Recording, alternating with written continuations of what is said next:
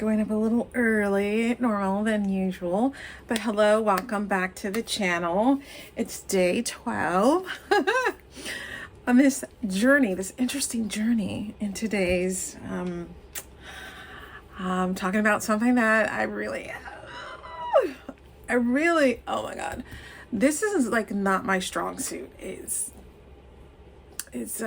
networking. I mean, I can talk to you about anything like fashion and stuff like that, but really talking to people about what I've done, what I've been successful at, some of the things that I find value in as a recruiter is still challenging for me today. And I had a semi-interview today. It was just because the role might not be available until like March or April. So yes, I did my hair. I know. I kept my word. I did my hair. So yeah. So I have to put myself out there and really making connections is not, I mean, I don't want to make it sound as if I don't know how to make friends, because I do. But making friends is totally different than making connections, networking. I've done that. I'm not the best at it, but I do make those connections holistically, naturally. I make those connections. But it's different when you're networking for role, for work, or whatever like that. I mean, I have naturally done that with colleagues, with friends, previous coworkers. That's why it was really easy for me to find a role, because I connected with someone who knew my work ethic and was able to provide me with, hey, this is Lauren, she's good at this. So I've done that. So really, this networking now that I'm gonna start doing is, doing coffee chats, virtual coffee chats, and that's always a little, for me, that's challenging. So I'm going to talk about that, but then I also want to talk about, like, when you're doing your Zoom interviews or you're doing like your Google Meets, what do you wear? Like, I tend to, but we're going to what you wear, how to look cute, but still feel like yourself. So part one, let's talk about networking. Networking challenges. Okay. We often think of networking as, you're going to like corporate events, like some fancy whatever. But really, it really is about making a genuine connection with someone. And when you're talking with them, you sort of give them a general overview of what you've done, how you've impacted the teams. I mean, you don't want to start like going boom, boom, boom, like laying out your resume, but you do want to say, oh, I've had experience with that. And these are some of the challenges that I faced, and this is how I kind of handle it. You have to also be able to explain it, like how you deal with like really ambiguous situations, whether it's talking about like some things that have been failures. You don't want to talk about like, oh, this team I worked for, they were horrible. You don't ever want to badmouth anyone. Even if they are horrible, you never want to badmouth anyone. And the reason I say that is because it shows your character. And that just means that if you can't say anything kind about someone, you should just shut your mouth. I mean, honestly. So if you sometimes you want to reach out to someone and they're doing something that you're interested in, reach out to them, send them an invite saying, hey, I'd like to do a quick coffee chat with you. If you're local, I can definitely meet you for a coffee chat. But I think remote is nice, because it really it allows that person to, to let you know whether or not they have the ability to meet with you. And I always send them a Calendly link and ask them to, pick a time that's good for you, because you're working. I'm not. I'm not. So there's that. And then you want to take like really small steps. You don't want to like email like 20 people and be like, No, you want to pick some people who you've been like scoping their page and you've seen that they have some of a similar background as you, so you want to send them a quick like chat about who you are, what you're doing, what you hope that this conversation will address. So there's that, right? So that's what you want, and you don't want to take offense if they ignored you. Don't. It's because, one, they might not have the time. People don't check LinkedIn like those who are unemployed check LinkedIn. So you have to really think about it that way. And then when you have an opportunity to talk to someone, focus on like what is the value that you bring to whatever role that you've done in the past. What were the value propositions that you've brought to the role? So that always helps. And when you conversate to someone about like that, I think it lets them know that, hey, okay, this person has some value. This person has successfully done this. But, always ask them questions like show that this conversation is not just one-sided. Bring something to the table, for them as well, because sometimes when you're talking to someone, you might give them a suggestion that maybe they didn't think of. So there's always that. So remind yourself that you are, it's going to feel awkward. You're going to get through with some of the pleasantries and you're going to get down to business, but you just have to feel confident, be confident, have a list of questions in front of you, and not like a yes no questions, but actually go in depth. Research the hell out of them. Like ask them, when you were in college, what college, don't ask them what college they went to. You should know what college they went to. Ask about like if there's a project that they worked on that they feel like really gave them a leg up.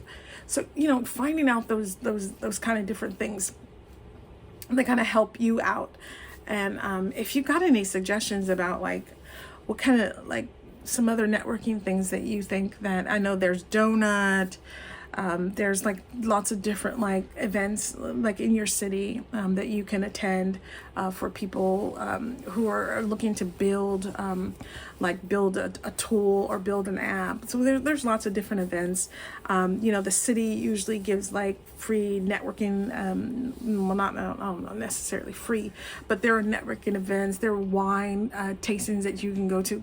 Participating in all these different things really help you network, because that's when you can kind of go out and let people know that, hey, I am currently unemployed, but this is what I used to do, this is how I impacted the business. But say it in a you want to do it in a way that's kind of a roundabout way, and then make sure that you have your profile is clickable, like you show that you have a friendly profile, you have a friendly manner when you're going out to these different events. Or if you can't make in-person event, they sometimes have those remote events that you can attend to as well. So those are some of those things. But if you've got some other suggestions for me, let me know, because I'm always here to learn. I'm here to learn. So how do you look cute when you're doing these Zoom and Google Meets? Because when I'm on the camera, and I want to be cute, but I don't want to be cute, too cute, right? I want to feel polished, but I also want to look. I want the light to frame me in a positive way, and I usually try to wear like a cashmere sweater because I feel comfortable and I feel warm. I haven't worn like a button-up shirt because I think that's too formal for me. I usually do like a cashmere sweater. I'll do either this one, or I'll usually do my cotton gray sweater. I have this red sweater, and I think I've worn it on here before, that I really love. It's my Lady Di sweater, but that is a vibrant red. I mean, a vibrant red. And I don't know if that might scare someone, because it's super vibrant. So that, I think you might want to tone down the colors for that. But I think a pop of color is nice. But honestly, I generally tend to go with, more neutral colors, like white, gray, this kind of heather, beige, and and black, of course. So I usually wear my cashmere because, again, those are most comfortable and they're not itchy, and I feel warm in it, and I don't feel like I'm being squeezed, So I think, one, you should be sleek, it should be warm, and makes you feel really polished. And I think, for me, fitted sweaters really do the job because it gives shape to the sweater. Because I think when you're wearing something overly big, you might feel like imposing in the camera. Because remember, you want to keep your space tight, you want to keep it on your face, not a lot of background.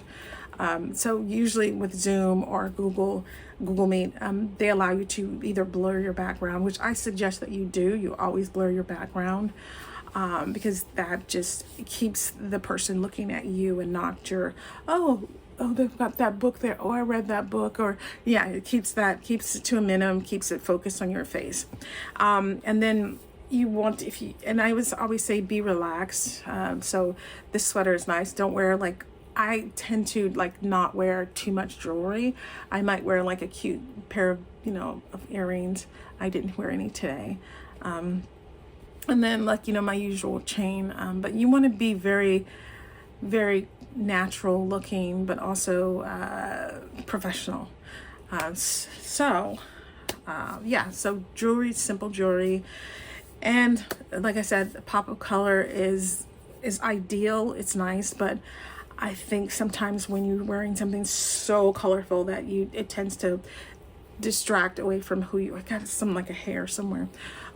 Distract from who you are. And so you definitely want to be as natural as possible, and be as comfortable and polished, and just give that authority, like, yes, I can do that job. Yes, I can do that job. Oh, oh. I'm doing my Kendrick Lamar. Just messing with you. So those are my suggestions in regards to, like, what to wear when you're doing, like, these Zoom chats, or these Google Meet chats. It's different if you have to go into the office, or you have to go in, in store. Not in store, but when you have to go in the office, or in person, you could definitely wear your sweater and just keep it, keep it classy, simple. You can wear a really cute skirt, or a pair of slacks. Just keep it simple. Don't do a lot of, like, I know we fashion girlies, we want to be, like, we want to be that extra, but, in all honesty, you want to still be yourself. So if that's you, be you, do you, because that's part of who you are. You can flex that way, but really it's all about keeping it minimal, because you don't want those things to distract away from what your purpose is there for. And your purpose is to be phenomenal and to make it so you're so desirable that they want to hire you, because you can do the job and you could show them what branding looks like, and you can do all these different things. So that is kind of like what I'm doing today. I'm going to take an assessment today. I'm going to work on that, and still kind of perform my getting better at my stars. That's a situation, task, accomplishments, and results, or things that you've done and results of that. So I'm going to keep on, going through those.